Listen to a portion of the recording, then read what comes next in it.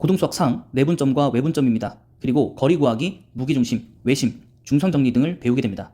첫 번째, 선분과 수직선에서 내분점을 한번 보시면 선분 AB 위에 있는 점 P에 대해서 선분 AP 대 선분 PB는 M 대 N일 때 점 P는 선분 AB를 M 대 N으로 내분하고 내분점이라고 부릅니다.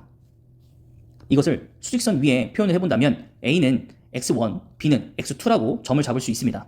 그 다음 거리 개념을 이용해서 A, P에 대한 선분을 x-x1 그리고 선분 PB를 x2-x라고 둘 수 있고 이것을 비례식에 적용해서 점 P에 대한 좌표를 구하게 되면 x는 m 플러스 n 분의 mx2 더하기 nx1 이렇게 됩니다. 그리고 m 대 n이 같은 숫자였다면 이것은 바로 1대1이니까 중점이겠죠. 그래서 그 좌표는 x1 더하기 x2 해서 그것을 2로 나눠주시면 쉽게 구할 수 있습니다. 자, 이번엔 외분점에 대한 개념입니다. 자, 선분 AB 위에 있는 점 Q에 대해서 선분 AQ 대 선분 QB는 M 대 N일 때 점 Q는 선분 AB를 M 대 N으로 외분한다고 하면서 외분점이라고 부릅니다. 그래서 아까와는 상황이 좀 다르죠. 내분점은 선분 AB 내부에 있는 거고요. 외분점은 선분 AB 외부에 있는 겁니다. 다만 M 대 N 이 비율이 M 값이 더 컸을 때 이것은 B 오른쪽에 형성이 되고요. M 값이 N보다 작다면 선분 A의 왼쪽에 외분점이 형성이 됩니다. 그래서 이 과정은 예제를 풀면서 충분히 설명을 더 드리도록 하겠습니다. 암기하지 마십시오. 자, 그래서 이것을 똑같이 선분에 대한 개념에다가 적용을 하면 점 P를 구하는 좌표는 M 빼기 N 분의 MX2 빼기 NX1 이렇게 나오게 됩니다. 그리고 이것을 다시 한번 좌표 평면 위에다가 표현을 해보게 되면 Y에 대한 좌표가 생성이 더 하나 되는 거잖아요. 같은 방식이고 같은 절차니까. 그래서 손쉽게 우리가 내분점과 외분점을 구할 수 있도록 공식이 존재합니다. 하지만 공식을 외워서 실제로 적용해서 풀어야 되는 문제가 있고 이것을 외우지 않더라도 내분점이라는 것과 외분점이라는 개념을 확실하게만 기억하고 있다면 굳이 공식을 적용하지 않아도 충분히 문제를 풀 수 있습니다. 자, 그러면 예제 1번을 통해서 어떻게 내분점을 구하는지 외분점은 또 어떻게 구하는지 한번 알아보도록 하겠습니다. 좌표평면에서 두 점 O, 0,0, A, 8,0에 대해서 선분 OA를 3대1로 내분하는 점과 외분하는 점에 대한 좌표를 구해보는 겁니다. 우선 0,0과 8,0을 한번 표기해보면 이렇게 할 수 있겠습니다. 그리고 좌표평면이지만 Y의 좌표가 0이기 때문에 수직선의 개념으로 문제를 풀어도 크게 문제는 없을 것 같습니다. 자, 그래서 선분 OA를 3대1로 내분하는 것은 5에서 3만큼 가고 남은 걸 1만큼 가는 게 되는 거겠죠. 이렇게. 이때 선분 OA에 대한 거리는 8입니다. 이때 이 거리 8을 3대1로 비례 배분하는 겁니다.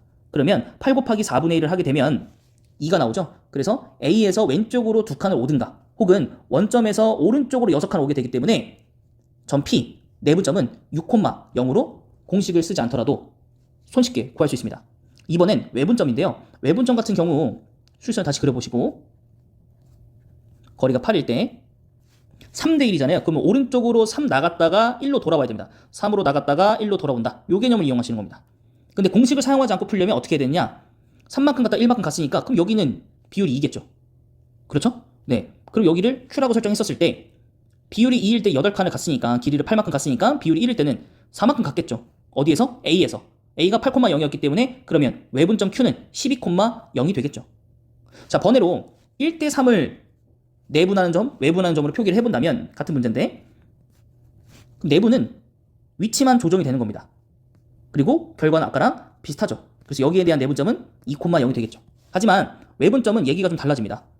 왜 얘기가 달라지느냐? 점 5에서 1로 나갔다가 3으로 들어오는 경우는 없어요. 그래서 1대 3 이렇게 M 값이 작아지게 되면 1만큼 갔다가 3만큼 가자 이렇게 돼야 되는 겁니다. 그래서 여기가 1이고 여기가 3이면 여기 2가 됩니다.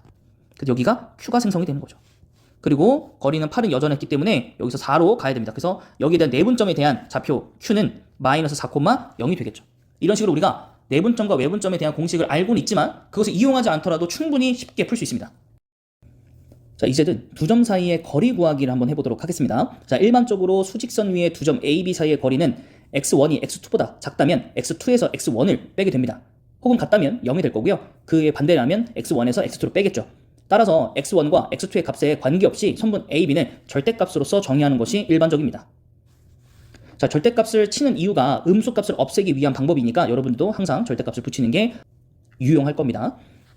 자, 이제 좌표평면 위에 두 점 A와 B 사이의 거리를 구해보도록 하겠습니다. 아래 그림과 같이 점 A와 점 B가 있고 X축과 평행한 직선, Y축과 평행한 직선을 그으면 교점인 점 C가 나오게 됩니다. 그리고 선분 AC에 대한 것과 선분 BC에 대한 것을 방금 배웠던 절대값의 개념을 이용해서 길이를 구해놓은 다음 직각삼각형이 형성이 되었기 때문에 피타고라스 정리를 이용해서 선분 AB에 대한 거리를 구해보면 선분 AB는 X2에서 X1을 뺀 것을 제곱하고 Y2에서 Y1을 뺀 것을 제곱한 다음 그 둘을 더하고 루트를 씌우면 바로 거리 공식이 나오게 됩니다. 특히 원점과 거리 공식을 하게 된다면 그냥 피타고라스를 쓰는 것과 동일합니다. 자, 이제는 삼각형의 외심의 좌표입니다. 삼각형의 외심은 외접원의 중심이기 때문에 선분 AP, 선분 BP, 선분 CP가 반지름으로서 동일합니다. 그래서 아까 거리 공식을 배웠었잖아요. 그래서 선분 AP, BP, CP에 대해서 식을 세우고 이것을 연립해서 문제를 풀면 외심의 좌표를 구할 수 있고 이것은 우리가 향후에 원의 방정식을 구할 때도 이 방법을 이용할 겁니다. 자, 마지막으로 중선 정리입니다. 꼭지점 A, B, C로 하는 삼각형이 있었을 때 점 C에서 선분 BC에 중선을 내립니다. 그렇게 된다면 선분 AB의 제곱과 선분 AC의 제곱은 선분 AM의 제곱과 선분 BM의 제곱에 합을 한 다음에 두 배 값과 같다라는 정리가 나오게 됩니다.